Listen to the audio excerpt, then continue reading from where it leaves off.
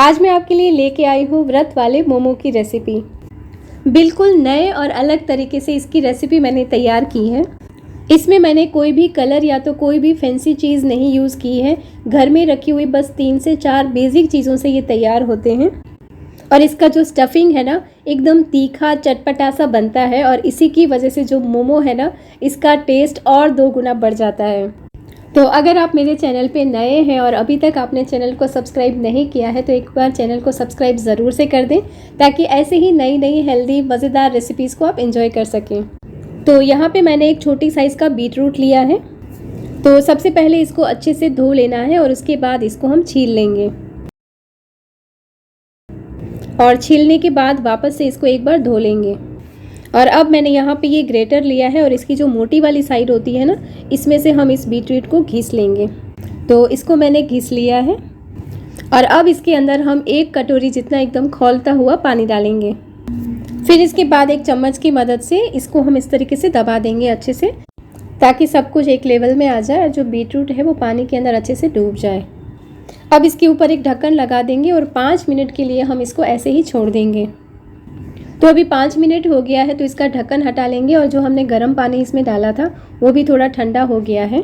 तो अब क्या करेंगे, हाथ से ना जो बीटरूट को जो ग्रेट करके डाला था उसको हम अच्छे से थोड़ा मसल लेंगे। और ऐसा हम इसीलिए करेंगे ताकि जो बीटरूट का जो कलर है ना, वो अच्छे से पानी के अंदर आ जाए। फिर बीटरूट को पूरा अच्छे से निचोड़ लेंगे ताकि पानी जो है वो सारा निकल जाए। और इसके बाद इसको हम एक प्लेट में रखते जाएंगे और इसी तरीके से जितना भी ग्रेटेड बीटरूट है उसको हम निचोड़ के निकाल लेंगे। और ये जो ग्रेटेड बीटरूट है ना, अब इसका इस रेसिपी में कोई काम नहीं है। तो इसको आप या तो सैलेड में यूज़ कर सकते हैं, इसकी सब्ज़ी बना सकते हैं, इसमें से आप फुल्का रोटी भी बना सकते हैं और या तो कटलेट भी बना सकते हैं। तो इसकी जो रेसिपी है मैंने मेरे यूट्यूब चैनल में ऑलरेडी डाली हुई है, तो आप वहाँ पर एक बार चेक कर सकते हैं। तो इस तरीके से आप इस बीटरूट को यूज़ कर सकते हैं, तो ये वेस्ट भी नहीं जाएगा। और अब ये जो पानी है इसी का यूज़ हम इस रेसिपी में करेंगे। तो आपने देखा होगा मैंने इसमें 1 कटोरी जितना गर्म पानी डाला था, मतलब कि ये टोटल 1 कटोरी जितना पानी है बीटरूट वाला। तो इसके अंदर हम 1 कटोरी जितना साबूदाना डालेंगे, मतलब कि दोनों का मेज़रमेंट आपने यहाँ पे सेम रखना है। अब साबूदाना डालने के बाद इसको हम हाथ से मिक्स नहीं करेंगे, चम्मच से इसको हम इस तरीके से थोड़ा थोड़ा दबा देंगे और फिर इसके ऊपर वापस से ढक्कन लगा देंगे और इसे 4 से 5 घंटे के लिए ऐसे ही छोड़ देंगे ताकि जो साबूदाना है वो अच्छे से फूल जाए। तो अभी 4 घंटे हो गए हैं, तो साबूदाना को एक बार चेक कर लेंगे। तो इस तरीके से एक साबूदाने को दबा के हम देखेंगे और ये देखिए एकदम आराम से ये मैश हो रहा है, मतलब कि जो साबूदाना है वो हमारे अच्छे से फूल गए हैं। तो चलिए अब इसका हम स्टफिंग तैयार कर लेते हैं। तो इसके लिए मैंने यहाँ पे ये 2 छोटी साइज़ के उबले हुए आलू लिए हैं।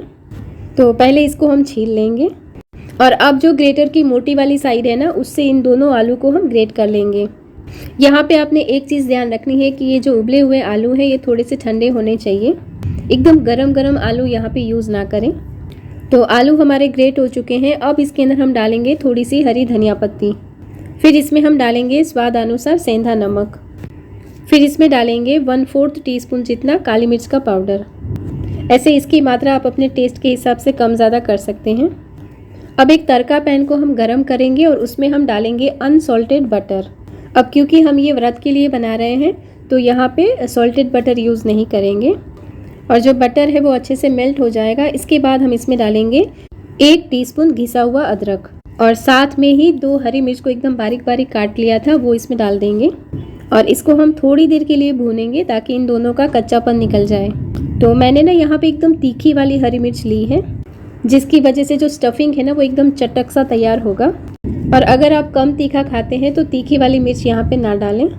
तो इसको हम ज़्यादा नहीं भूनेंगे, ये देखिए एकदम हल्का सा ये गुलाबी कलर हो जाएगा, बस तब तक भूनेंगे, बस ये जलना नहीं चाहिए। तो अब इसको फटाफट से हम आलू वाले मिश्रण में डाल देंगे और फिर इसको कांटा चम्मच से हम एकदम हल्के हल्के हाथ से अच्छे से मिक्स कर लेंगे। इसमें आपको एडिशनल और कुछ भी डालने की ज़रूरत नहीं है। बटर में हमने जो अदरक और हरी मिर्च को भूना है और उससे जो फ्लेवर रिलीज़ हुआ है ना, उसी से ही ये जो स्टफिंग है वो गज़ब का तैयार होता है। तो हमारा स्टफिंग तैयार है, अभी इसको हम साइड में रख देंगे। तो अब वापस से आते हैं हमारे साबूदाना पे। तो जिस तरीके से मैंने आपको बताया था, अगर उसी तरीके से साबूदाना भिंगाएंगे तो ये देखिए एक एक दाना ऐसे खिला खिला सा तैयार होगा। और ये मोमो बनाने के लिए हमें बिल्कुल ऐसे ही साबूदाना चाहिए। तो अब इसको हम हाथ से धीरे धीरे इस तरीके से मसलेंगे और ये देखिए बहुत ही आराम से ये मैश हो जाता है। तो आपका साबूदाना और पानी का रेशियो अगर परफेक्ट होगा तो बिल्कुल इसी तरीके से साबूदाना तैयार होगा। और इसको मसलते टाइम आपने इसमें बिल्कुल भी पानी नहीं डालना है। और थोड़ी देर मसलने के बाद ये देखिए बिल्कुल आटे की तरह ये तैयार हो जाएगा। तो ये बहुत नरम भी नहीं और बहुत टाइट भी नहीं, ये देखिए बिल्कुल इसी तरीके से होना चाहिए। अब क्योंकि जो साबूदाना है वो थोड़े स्टिकी होते हैं तो ये हाथ में थोड़े से चिपक रहे हैं, तो थोड़ा सा इसमें हम तेल डालेंगे और वापस से इसको थोड़ी देर के लिए मसल लेंगे। ज़्यादा नहीं, बस आधा टीस्पून जितना तेल आपने डालना है इसमें। और तेल डाल के मसलने के बाद ये देखिए अब हाथ में ये बिल्कुल भी नहीं चिपक रहा। तो हमारे व्रत वाले मोमो का स्टफिंग भी तैयार है और उसका डो भी तैयार है।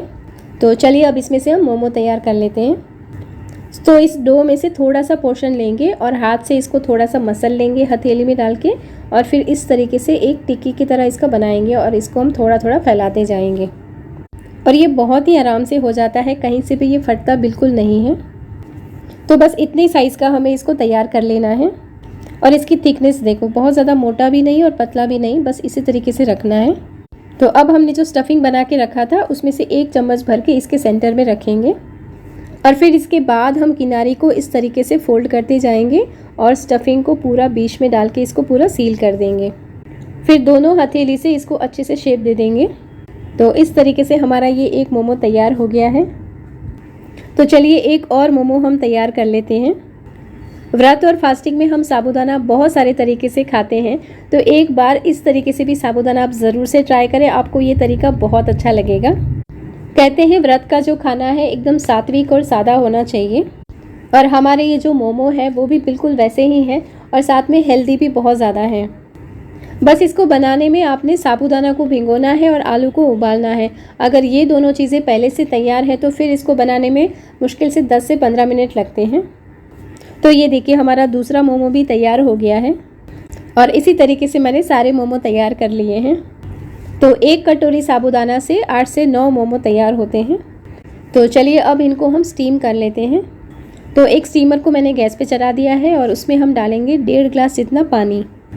फिर इसकी जो प्लेट आती है इसको इसके अंदर हम बैठा देंगे। फिर इसके बाद इसके ऊपर ढक्कन लगा देंगे और तेज़ आंच पे इसको छोड़ देंगे। तो अगर आपके पास स्टीमर ना हो तो आप इसको कढ़ाई में भी स्टीम कर सकते हैं। तो थोड़ी ही देर में ये तैयार हो गया है, तो ढक्कन हटा लेंगे और जो प्लेट हमने रखी थी उसके ऊपर एक बेकिंग पेपर रख देंगे और उसके बाद सारे मोमो को इसके ऊपर अरेंज कर देंगे और सबके बीच में थोड़ी सी जगह रखेंगे ताकि वो एक दूसरे से चिपके नहीं। आप यहाँ पे बेकिंग पेपर के बदले केला का पत्ता भी रख सकते हैं। तो सारे मोमो को मैंने प्लेट पे रख दिया है। अब इसके ऊपर ढक्कन लगा देंगे और मीडियम आंच पे हम इसको 12 मिनट के लिए स्टीम करेंगे। तो 12 मिनट हो गए हैं और हमारे मोमो भी तैयार हैं। तो इसको हम थोड़ा सा ठंडा होने देंगे और फिर इसको प्लेट में निकाल के सर्व करेंगे। आप इनको व्रत वाली कोई भी चटनी के साथ सर्व कर सकते हैं, लेकिन सच कहूँ तो इसका स्वाद इतना कमाल का है कि आपको कोई भी चटनी की ज़रूरत बिल्कुल नहीं पड़ेगी। इसका एक बाइट लेते ही जो बीट रूट साबूदाना स्टफिंग का जो फ्लेवर आपके मुंह में बर्स्ट करेगा ना, मैं क्या बताऊं। बाहर से इसका टेक्सचर देखो, एकदम सॉफ्ट से तैयार हुए हैं और इसको मैं आपको खोल के भी दिखाती हूँ कि वो अंदर से कैसे दिखते हैं। और ये देखिए गरम गरम तो ये बहुत ही ज़बरदस्त लगते हैं, लेकिन ठंडे होने के बाद भी उतने ही कमाल के लगते हैं। तो फ्रेंड्स, इस नवरात्रि पे ये व्रत वाले मोमो एक बार ज़रूर से ट्राई करें और इसका टेस्ट आपको और आपकी फैमिली को कैसा लगा नीचे कमेंट बॉक्स में ज़रूर से बताएं।